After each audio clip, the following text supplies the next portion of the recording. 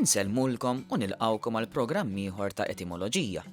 Il-programm fejn nozzu f'nisel il-kliem biex nifhmu aħjar l-istorja tiegħu. Ir-riħ qawwi li ħakem lill-Gżejjer Maltin f'dawn l-aħħar jiem ta' Jannar reġa' fakkarna x'saħħa tremenda jista' jkollha n-natura fuq il-bniedem. Bis-sem ta' Stephanie Apap, fl-ewwel parti tal-programm se nitkellmu fuq l-etimoloġija tal-espressjoni għandu r-riħ fil-qala. Fit-tieni parti tal-programm imbagħad se nitkellmu fuq it-toponimu daħlet ix-xmajjar. X'taħsbu li tfisser meta ngħidu li għandu r-riħ fil-qala? U l-kelma qala minn fejn ġejja u xi tfisser? Ir-riħ, partikolarment meta użat bħala sors ta' enerġija permezz tat-turbini, joffri bosta vantaġġi sinifikanti. Iżda meta jonfoħ iż-żejjed, kapaċi jġib miegħu diżastri naturali kbar. Siġar jitqaċtu, ħitan sfrundati, proprjetajiet mitlufa, valangi jitkaxkru, kartelluni jew arbli fit-toroq iġarbu ħsarat, plastiku ħmiċ ieħor itir ma' kullimkien u l-lista tkompli.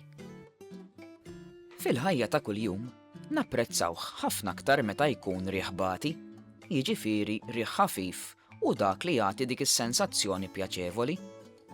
Bl-istess effett, il-bniedem jieħu pjaċir ukoll b'dik in-naqra fewġa meta jkun hemm xi tieqa miftuħa, jew dik in-naqra żiffa f'xi lejla sajfija sħuna. Żgur li aħna familjari wkoll mar-riħ fuq u mar-riħ isfel. Ir-riħ fuq huwa aktar pjaċevoli, xott u frisk mit-tramuntana, waqt li riħ isfel huwa riħ ġej minn nofsinhar u assoċjat aktar ma' sħana, mat-tidlik u mal-umdità. Meta ngħidu li r-riħ ikun qed iqum, infissru li r-riħ ikun qed iżid fl-intensità tiegħu bil-mod il-mod. Termini oħra assoċjati mar-riħ insibu l-buffura, li hija dik in-nefħa qawwija ta' riħ li m'għaddhomx wisq u li kapaċi tieqaf f'daqqa. Għal dak ir-riħ qawwi ħafna tisma' lil min jgħid riħ żonqri jew saħansitra riħ idoq l-iskotti. Jekk dan ir-riħ ikompli jintensifika, imbagħad jiżviluppa f'riefnu jew f'ċiklun li jikkawża maltempati u tempesti qliel ħafna. U laqgħet insemmu l-irwiefen. Nieħu l-opportunità nfakkarkom fil-qawl Malti b'riħ jew riefnu b'xi ħaġa rridu nsifru. Jiġifieri xi darba jew oħra b'xi ħaġa rridu mmutu. U f'din l-introduzzjoni semmejna l-vantaġġi u l-iżvantaġġi tar-riħ, u dalwaqt se nisimgħu dwar l-espressjoni għandu r-riħ fil-qala ta' min ukoll nagħtu dal-qawl. Ir-riħ imexxi l-bastimenti imma huwa hu li jarraqhom. Dan il-qawl iwissina biex noqogħdu attenti għax ħaġa tista' daqqa tagħmillek il-ġid u daqqa tista' tagħmillek il-ħsara. Tlaqna naraw Stephanie Apap x'għandha x'tgħidilna dwar l-espressjoni għandu r-riħ fil-qala. Bejn nibdew ftit mill-kelma qala, tajjeb, mhux hawnhekk il-qala mhix qal lila, tajjeb, jew il-qala il-post li jinsab għawdex, qala f'din l-espressjoni tispiċċa bl-apostrofu. Allura tajjeb li nżommu f'moħħna la hemm l-apostrofu l-erq ta' din il-kelma huwa l-għajn. Fil-fatt il-plural tal-kelma qala hija luħ, dik li bl-Ingliż nirreferu għalihom bħala sails. Bażikament dan huwa id-drabb tax-xoqqa li jintrama mal-arblu fuq il-mirkeb meta l-baħħar ikun rid isalba bil-qawwa tar-riħ biss, ġifieri bl-ebda forma oħra, tajjeb. Meta ngħidu għandu r-riħ fil-qala jew għandu r-riħ fil-poppa, hija espressjoni li tmur tfid ma' din l-espressjoni, ifisser li d-dajsa jew il-bastiment jimxi l quddiem b'ċerta ħeffa x'il-qala jimtela bir-riħ li jkun ġej minn wara.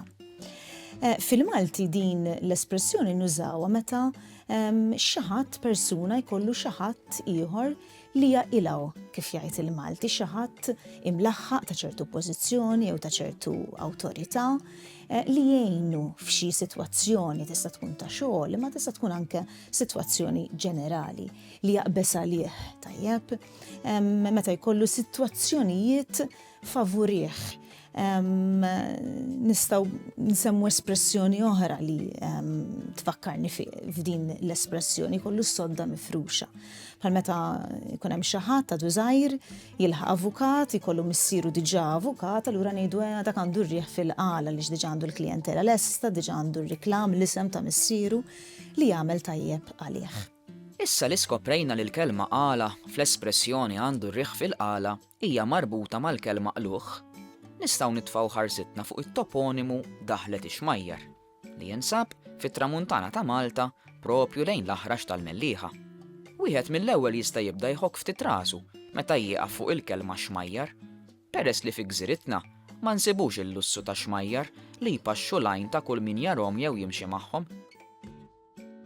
Simon Salafja appuntu jirnexxielu jelimina l-possibbiltà li l-etimoloġija ta' dan it-toponimu m'għandix taqsam mal-kelma xmajjar bit-tifsira ta' river, imma hija korruzzjoni ta' isem fid-diminuttiv b'daqsxejn ta' bitli żgħar.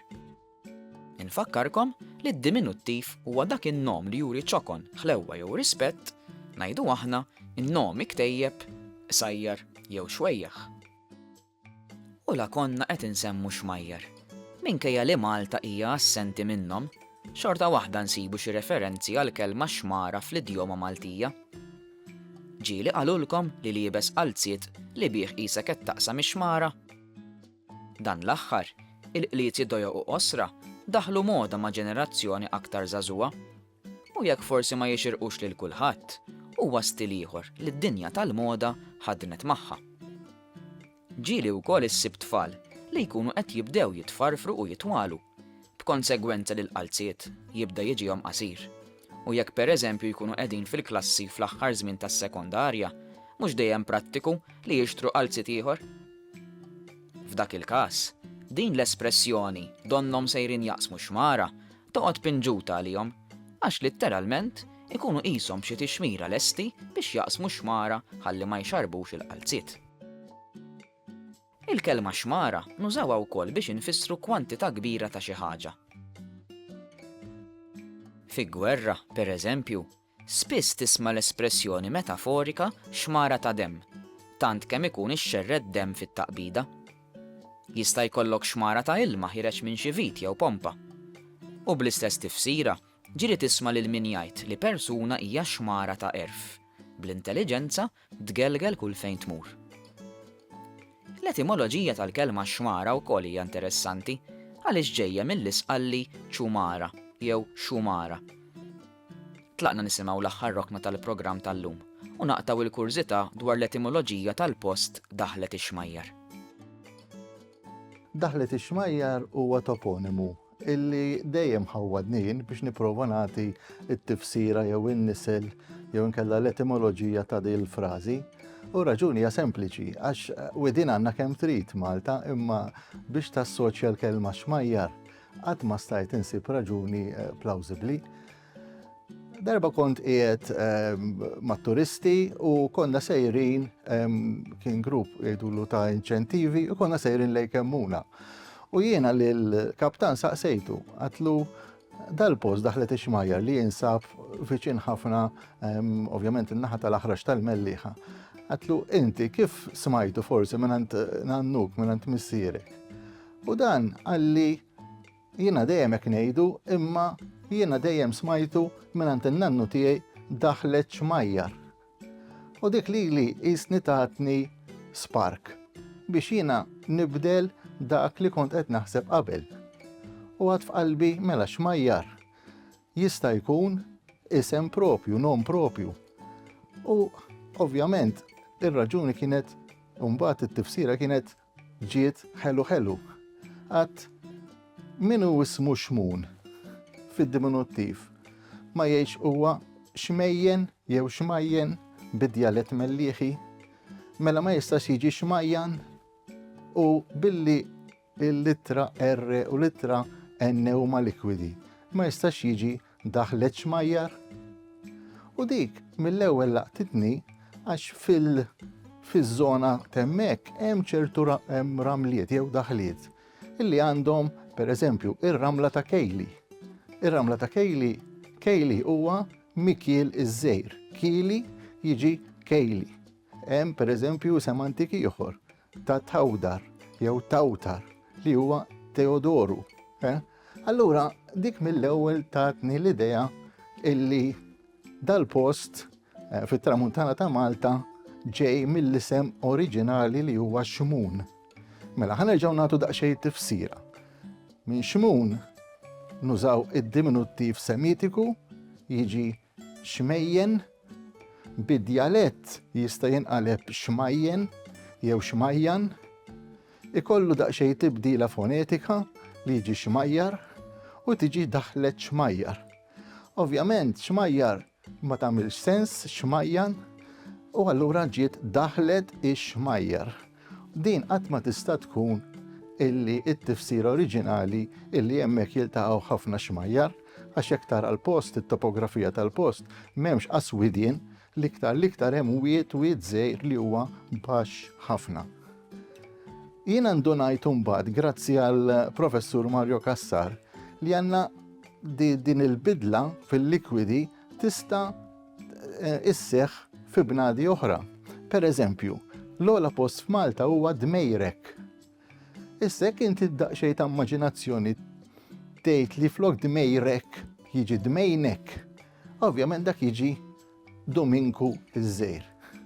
U hekk tajna xi ftit l-etimoloġija tal-post daħlet ix-xmajjar.